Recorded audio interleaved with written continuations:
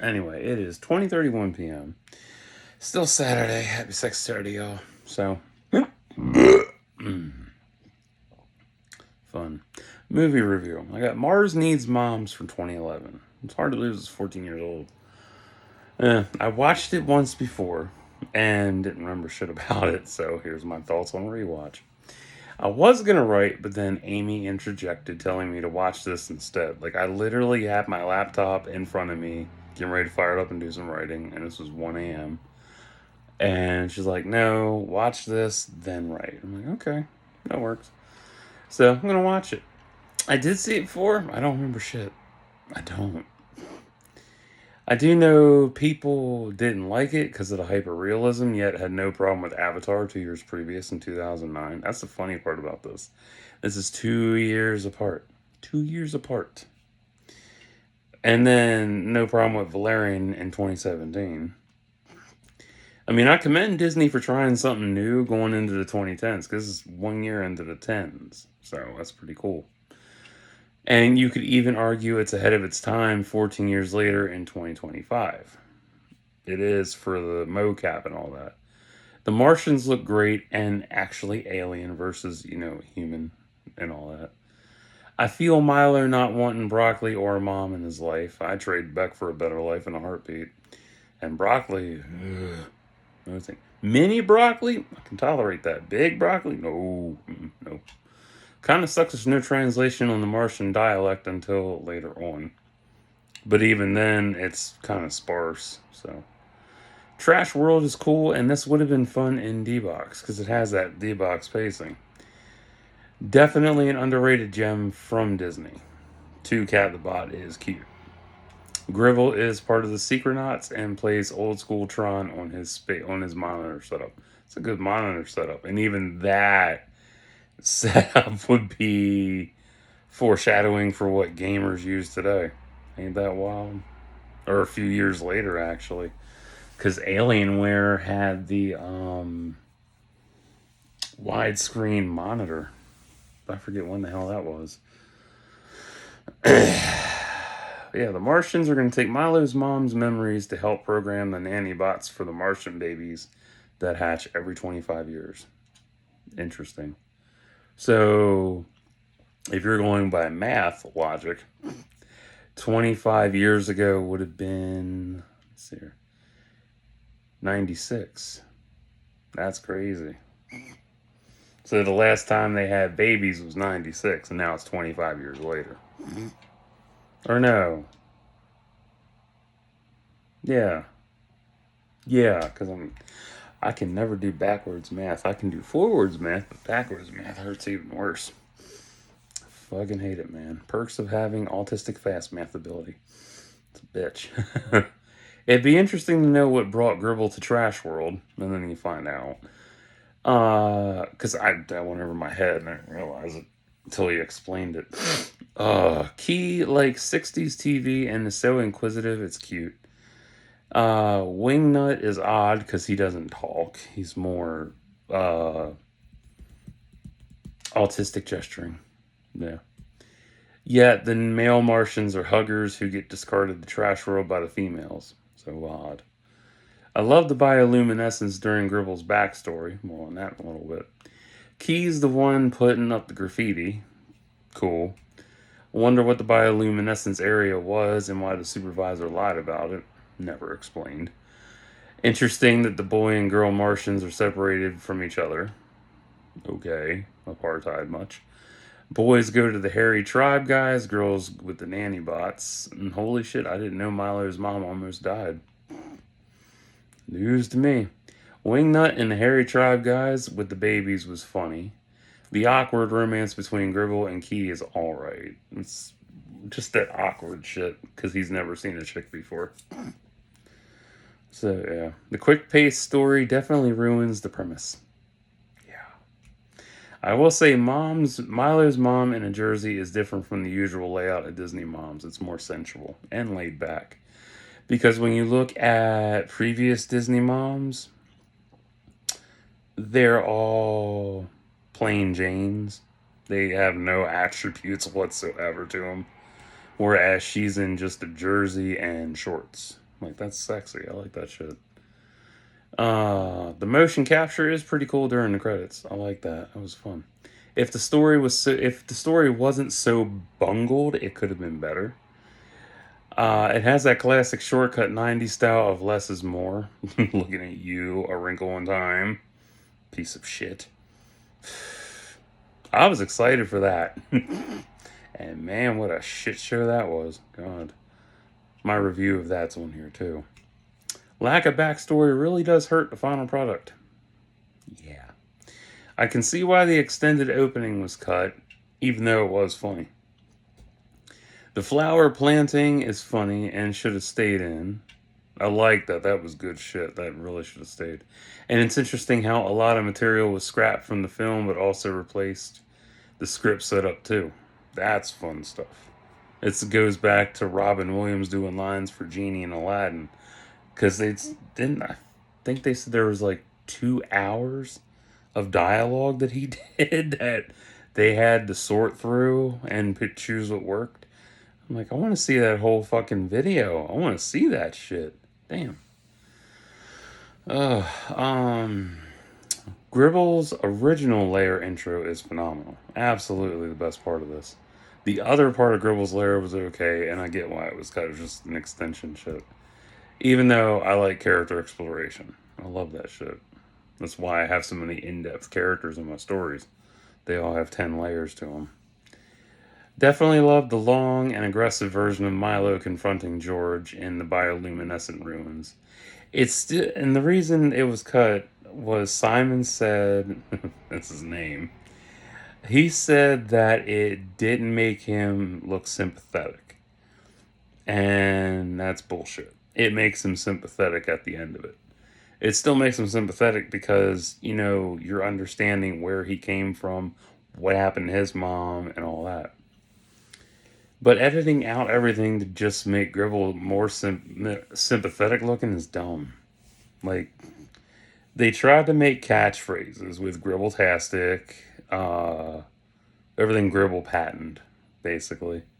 And unauthorized dog pile, that, okay. Oh my. It's even weird. And in the end of it, he's more awkward versus someone to care about. Yeah, he's way more awkward, and there's more on this. It's even weirder that he buried the second helmet behind the rock. Like, okay. Or he left it there, I should say. This version really makes him worth wanting to feel for. Because it's Milo getting in his face about shit, and George breaking down and whatnot. And at least there's a compilation of Gribble learning to survival on his own, albeit very short, which is disheartening, but A for effort. And that was hard to watch too, because it was mostly just the mocap room and some small screenshots of what it looked like post production. So it was hard to really get into. But I liked it. It was nice. I just wish there had been a little bit more. So. The monorail bit is cool, and I get why it was cut. Man, it was nice though. No deleted scenes on the bioluminescent ruins. That's sad. I would have cut out Keith smiling at the flower graffiti since it gives away she did it. Even like a backstory on Gribble and Wingnut, how the nanny bots came to be. Origin on the supervisor really shows how they relied on mocap to win over the audience. Yeah. Plus trying to outdo Toy Story 3 a year ago in 2010. Yeah. Like, I get why they did this, because Toy Story 3 made $1 billion in the box office with a $200 million budget. And the time frame for Toy Story releases, oh my god. You got it in 95, 2002, and then 2010. And then they came back with 4, 2019. So you got a big ass window and shit with releases and whatnot. They even have Lightyear too. That was decent. But yeah, it's hard to outdo Toy Story 3. And that was a good opener for the summer decade. Like for 2010, that's a good summer opener. Damn, can't be topped. I wouldn't mind seeing the full cut of this film to better gauge what had been scrapped, for sure. Because, fuck, man. So much is. I've seen some shit shows in my life. And this is one of them shit shows. God. As is, it's a hard 410, and that's 4 out of 10. And that's with selective scenes added in. It's created for the hyper realistic mocap, but story wise, holy. It's more it's more holier than Swiss cheese. And that says a lot. The only character who has actual explanation is Key, followed by Milo, then Gribble. Like, Key has more backstory than anybody. And that's pathetic. Doesn't even I don't even have an MVP for this shit. I do appreciate the effort in adapting a book, which I'm going to read so I can compare it. I reserve Mars Needs Mom's book so I can see that. But man, this is a massive fumble. That's sad. And it's not. It's not the first time Disney's had this happen. They would end up having another fumble a year later with John Carter, and then that became a classic, cult classic. I need to rewatch that myself because I haven't seen that in a long time. Even wilder that this is during the CBM era too, the early days of this shit, and most of those sucked too before nailing it. Yeah, like I look back at those and because that's 2011, so Thor was out. That was a shit show. That was more of a Trek film than a Marvel film. Um, what else?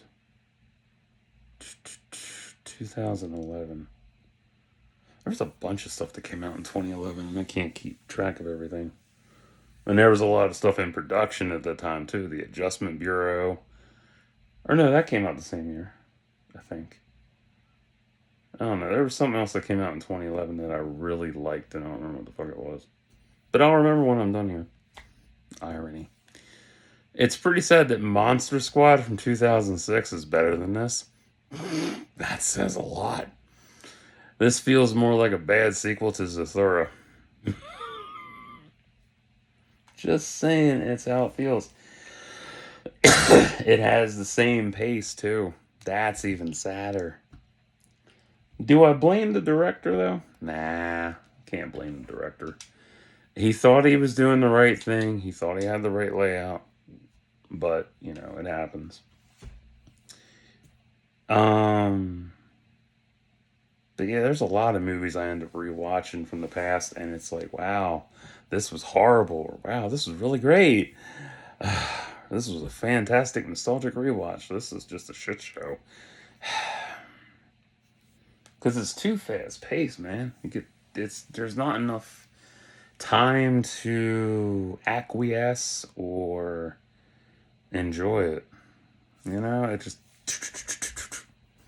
it's like having toddlers. If you have toddlers, you know what I'm talking about. You think everything's good, and then it gets quiet.